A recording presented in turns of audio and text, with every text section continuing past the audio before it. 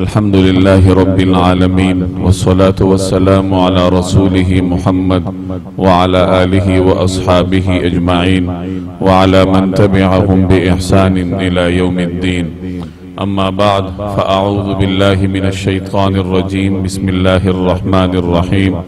لقد كان لكم في رسول الله أسوة حسنة لمن كان يرجو الله واليوم الآخر وذكر الله كثيرا. صدق الله مولانا العظيم. بزرگان محترم اور میرے عزیز دوستوں اور بھائیوں، انسانی زندگی مسلسل ایک حرکت کا نام ہے. جو آدمی اس دورانیے میں کچھ رک جاتا ہے تو وقت اس کو فوراً ہی روند کر آگے نکل جاتا ہے. کسی کے رکنے سے وقت نہیں رکتا، وقت چلتا ہی رہتا ہے. آدمی کے اوپر یہ فرض ہے کہ وہ وقت کے ساتھ ساتھ اپنی رفتار بڑھائے. انسان کو اللہ تبارک و تعالی نے اس دنیا میں بھیجا ہے اور دنیا میں اس کے ذمے دو قسم کے اعمال ہیں. وہ دو قسم کے اعمال سر انجام دے گا تو وقت کی رفتار کے ساتھ وہ اپنی رفتار کو بحال رکھ سکے گا.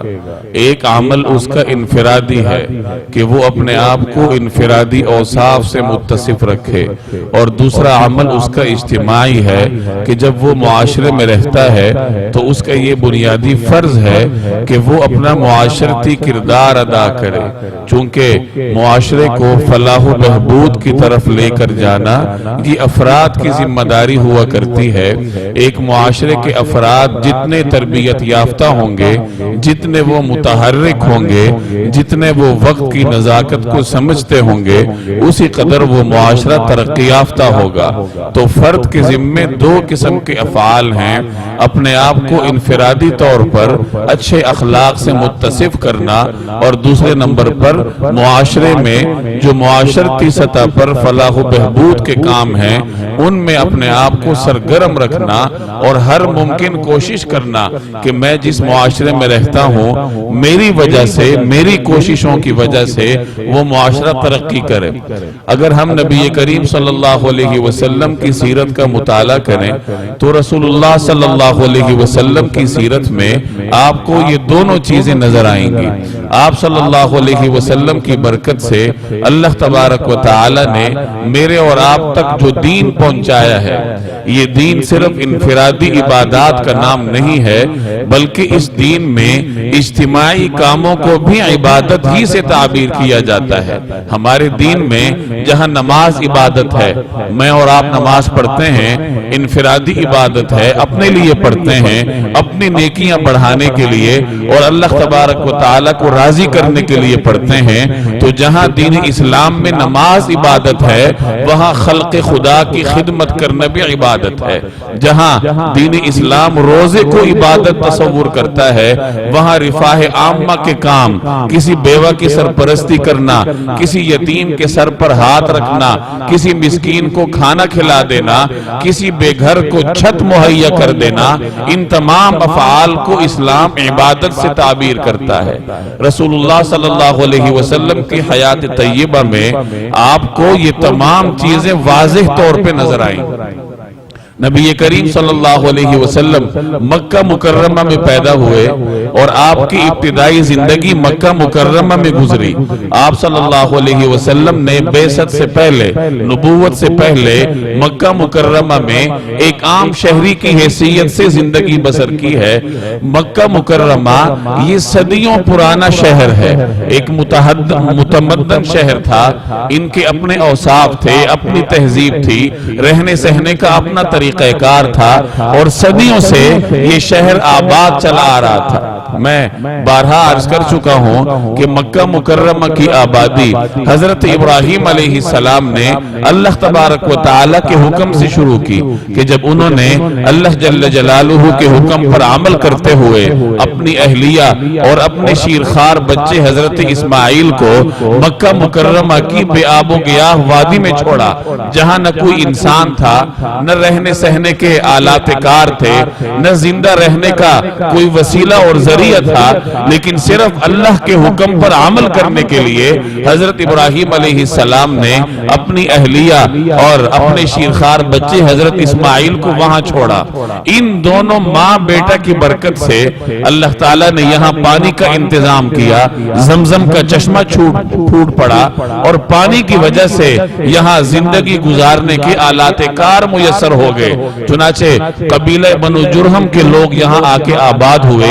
حضرت اسماعیل علیہ السلام نے بعد میں اسی قبیلے میں شادی کی، اور اس طریقے سے حضرت اسماعیل علیہ السلام کی اولاد بھی پھر مکہ مکرمہ میں آباد ہونا شروع ہوئی۔ مکہ مکرمہ کی یہ خصوصیت رہی ہے کہ جو قبیلہ بیت اللہ کا مجاور ہو، یا جس قبیلے کے پاس بیت اللہ کی تولیت ہو اور سرپرستی ہو، وہی قبیلہ مکہ مکرمہ کا حکمران تصور کیا جاتا تھا۔ حضرت اسماعیل علیہ السلام بیت اللہ کے بانی بھی تھے، اور اس علاقے کی طرف پیغمبر بنا کر مبعوث ہوئے تھے، تو اپنے وقت میں وہ بیت اللہ کے متولی تھے۔ ان کے بعد ان کے صاحبزادے حضرت نابد یہ بیت اللہ کے متولی تھے۔ گویا کہ حضرت نابد تک مکہ مکرمہ کی بادشاہت اور حکومت بنو اسماعیل میں رہی۔ حضرت اسماعیل علیہ السلام کی اولاد کو بیت اللہ کی تولیت اور مکہ مکرمہ کی حکومت دونوں حاصل تھی۔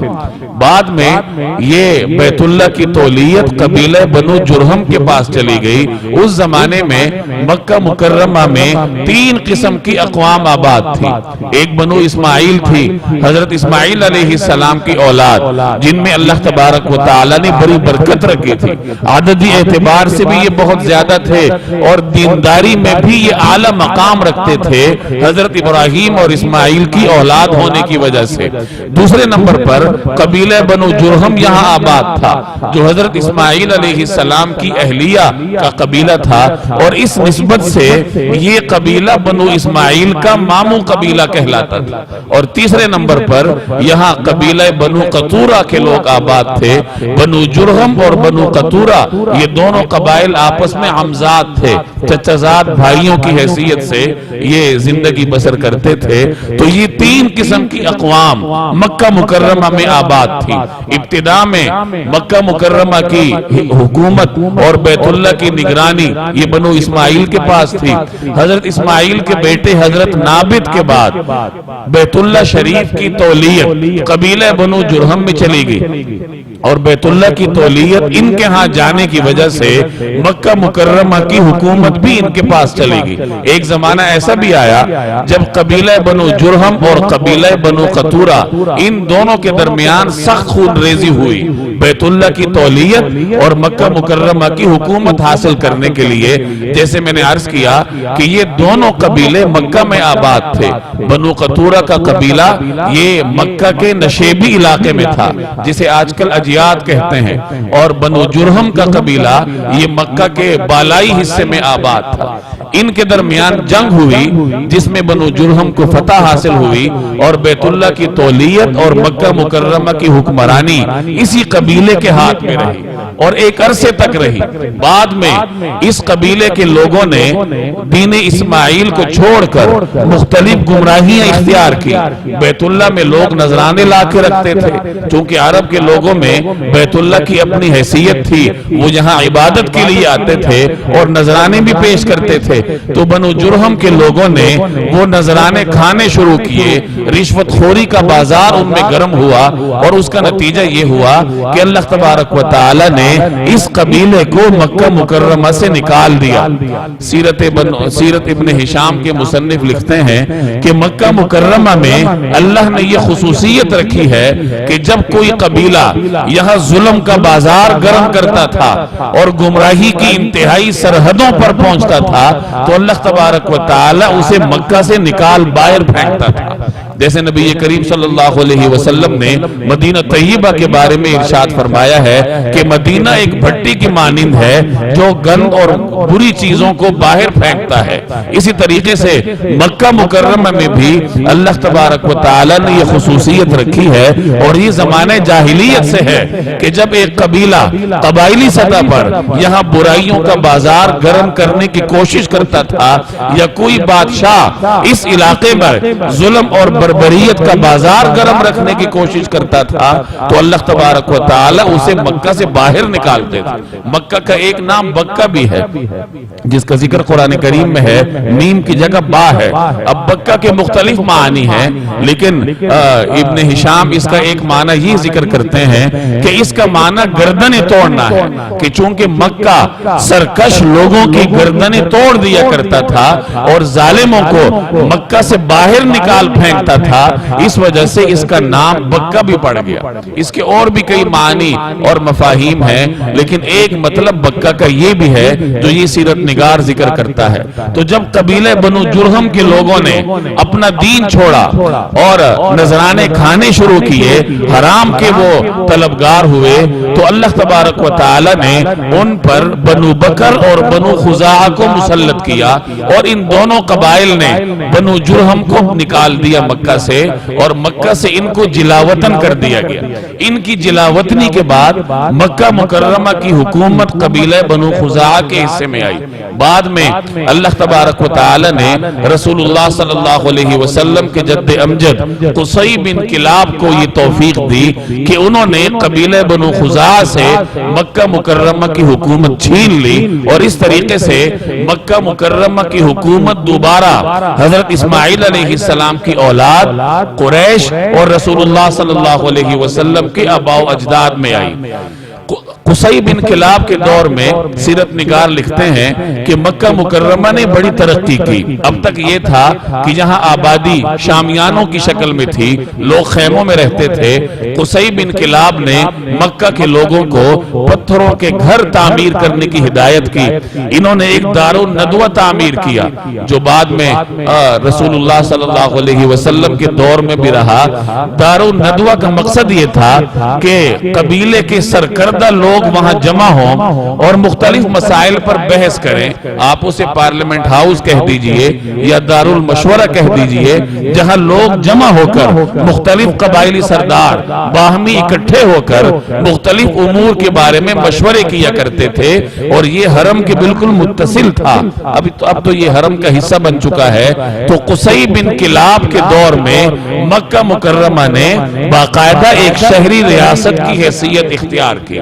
یہ مکہ کی مختصر تاریخ ہے کہ کس طریقے سے اللہ تبارک و تعالی نے اس شہر کو آباد کیا، اور کن کن قبائل کو اس شہر پر حکمرانی کا شرف حاصل رہا۔ رسول اللہ صلی اللہ علیہ وسلم نے جب آنکھ کھولی تو قریش کے مختلف قبائل کو اس علاقے پر تسلط حاصل تھا، مختلف سرداروں کی یہاں حکومت تھی، اور اس شہری ریاست میں جناب رسول اللہ صلی اللہ علیہ وسلم نے ایک عام شہری کی حیثیت سے نبوت اور بعثت تک زندگی بسر کی۔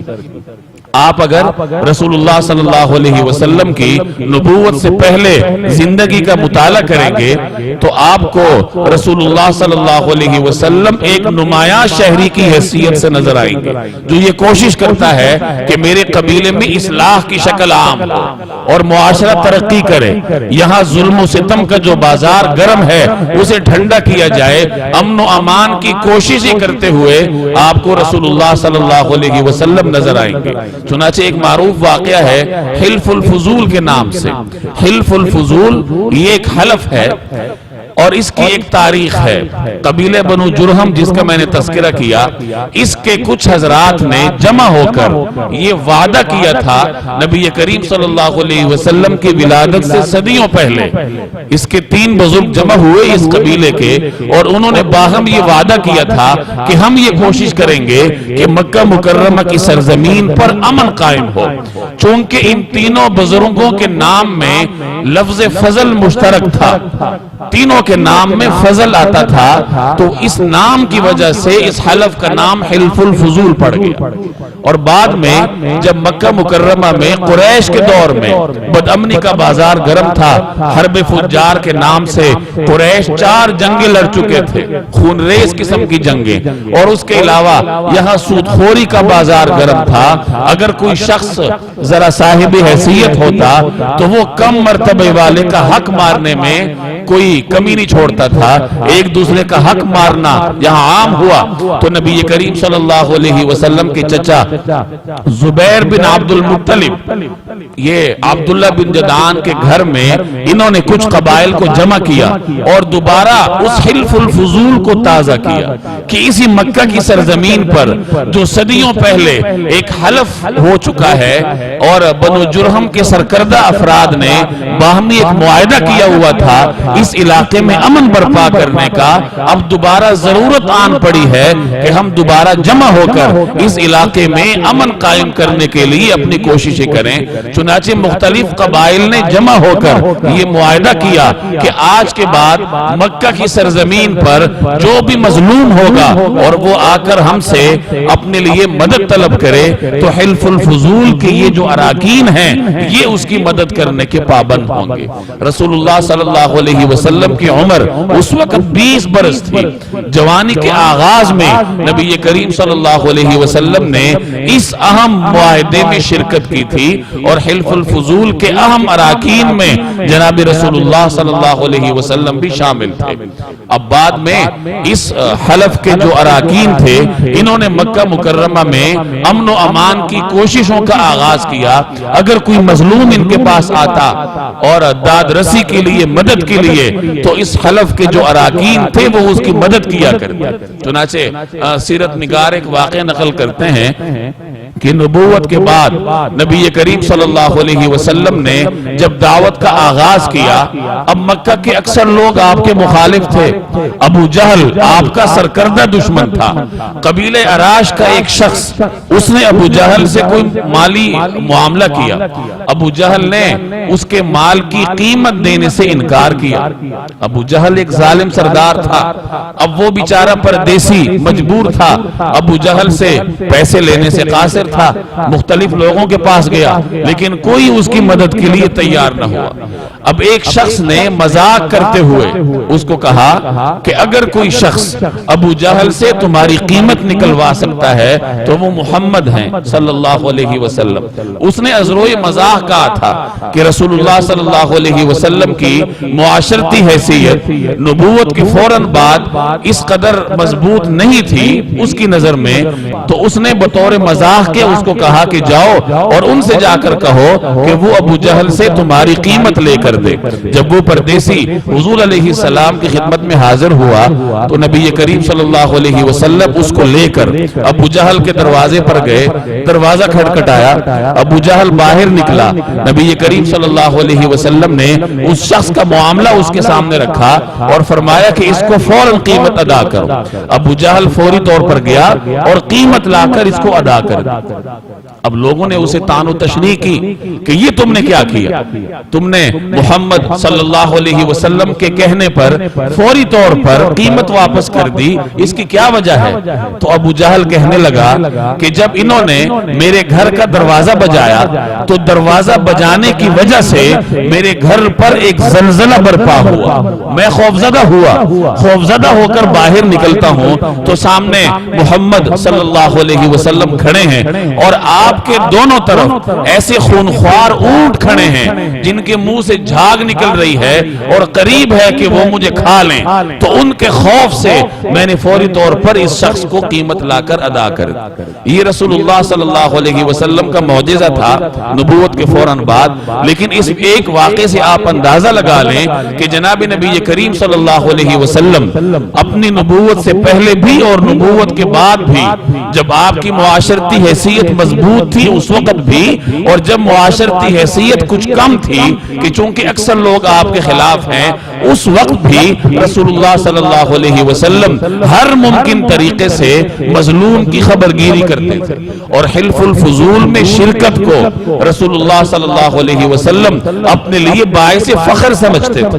چنانچہ بعد میں ایک مرتبہ آپ نے ارشاد فرمایا کہ اگر کوئی شخص حلف الفضول کی سعادت کے بدلے میں مجھے سرخ اونٹ دینا چاہے تو مجھے یہ گوارا نہیں ہوگا، اور اگر آج بھی کوئی شخص حلف الفضول کی مناسبت سے مجھے اپنے مدد کے لیے پکارے تو میں اس کی مدد کے لیے جاؤں گا۔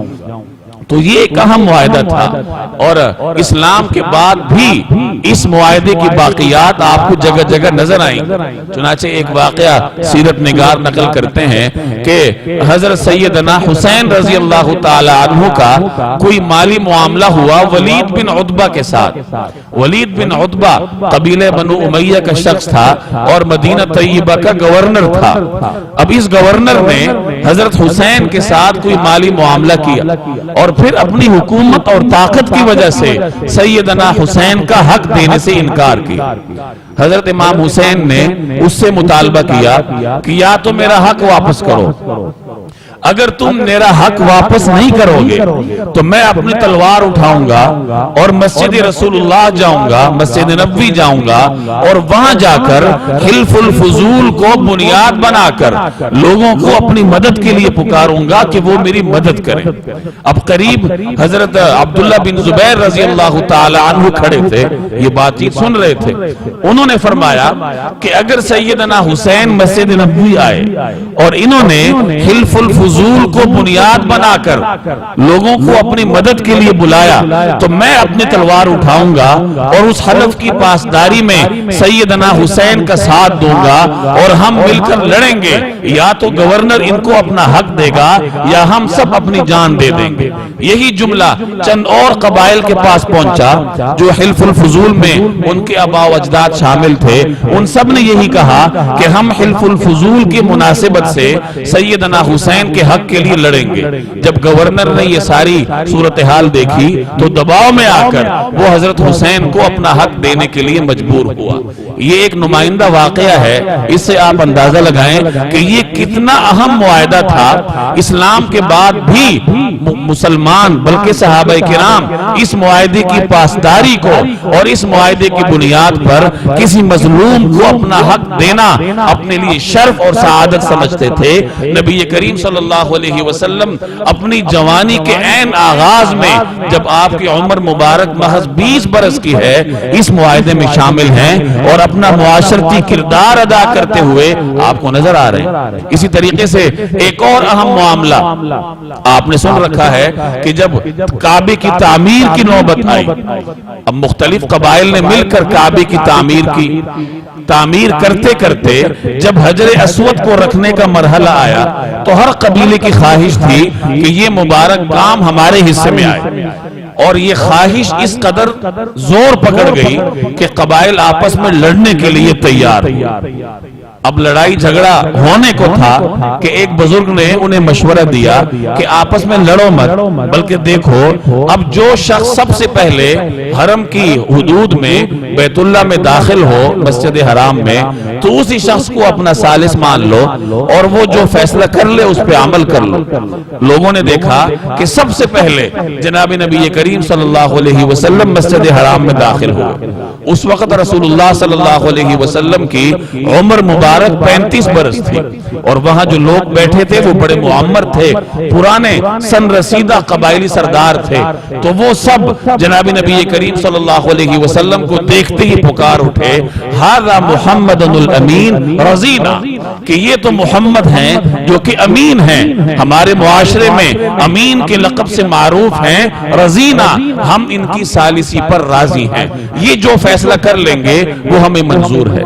نبی کریم صلی اللہ علیہ وسلم تشریف لائے، اور چونکہ حجر اسود پہ لڑائی ہو رہی تھی تو آپ نے فرمایا ایک چادر بچھاؤ، چادر بچھائی گئی۔ رسول اللہ صلی اللہ علیہ وسلم نے حجر اسود اٹھا کر چادر میں رکھا، اور پھر تمام قبائل سے کہا کہ اپنے اپنے اپنے نمائندوں کو بھیج کر اس چادر کو اٹھاؤ. تو اس طریقے سے چادر کو اٹھانے میں ہر قبیلے کو نمائندگی مل گئی. جب چادر کو اٹھا کر حجر اسود کے مقام تک لے آئے تو نبی کریم صلی اللہ علیہ وسلم نے اپنے دست مبارک سے حجر اسود اٹھا کر اپنے مقام پر نصب کر دیا. تو تمام قبائل والے مطمئن ہوئے کہ چادر اٹھانے میں، حجر اسود کو اٹھانے میں ہم سب شریک تھے. تو گویا کہ ہر قبیلہ حجر اسود کو اپنے مقام پر رکھنے میں اپنے آپ کو شریک سمجھنے لگا. اور اس طریقے سے نبی کریم صلی اللہ علیہ وسلم نے ایک خونریز لڑائی کو اپنے حکیمانہ فیصلے کی نسبت سے ختم فرما دیا. یہ معاشرتی کردار تھا رسول اللہ صلی اللہ علیہ وسلم کا، اور آپ علیہ السلام کا انفرادی کردار تو وہ سیرت کی کتابوں میں معروف ہے کہ مکہ کے لوگ آپ کی سچائی کی وجہ سے آپ کو صادق کہتے تھے، آپ کی امانت داری کی وجہ سے آپ کو امین کہتے تھے. اور آپ کی امانت داری اس قدر معروف تھی کہ مکہ کے ہر بڑے تاجر کی یہ خواہش تھی کہ میرا مال جناب نبی کریم صلی اللہ علیہ وسلم لے کر باہر کے ممالک میں جائیں اور تجارت کریں تاکہ ان کی امانت داری کی برکت سے مجھے زیادہ سے زیادہ نفع ملے. نبی کریم صلی اللہ علیہ وسلم کے ایک تجارتی شریک تھے، بعد میں مسلمان ہوئے اور اپنا واقعہ بیان کرتے ہیں. حضرت عبداللہ بن ابی الحمصاء رضی اللہ تعالی عنہ ان کا نام تھا. سنن ابی داؤد کی روایت ہے، یہ فرماتے ہیں کہ میرا حضور صلی اللہ علیہ وسلم کے ساتھ کوئی مالی معاملہ ہوا اور میں نے کوئی وعدہ کیا اور کہا کہ میں ابھی آ کر یہ اپنا وعدہ پورا کرتا ہوں، اور میں چلا گیا. جانے کے بعد میں بھول گیا. 3 دن کے بعد مجھے یاد آیا، میں فوری طور پر اس وعدے کے مقام پر آیا تو نبی کریم صلی اللہ علیہ وسلم وہی تشریف فرما تھے اور مجھے دیکھ کر فرمانے لگے کہ میں 3 دن سے تمہارا انتظار کر رہا ہوں. اور یہ صحابی گواہی دیتے ہیں کہ 3 دن انتظار کرنے کے باوجود نبی کریم صلی اللہ علیہ وسلم کے ماتھے پر کوئی بل نہیں آیا اور نہ آپ نے مجھ سے کوئی غصہ کیا، نہ برا بھلا کہا، بلکہ میرا انتظار فرماتے رہے. اور جب میں نے آ کر وعدہ پورا کر دیا تو معاملہ ختم ہوا.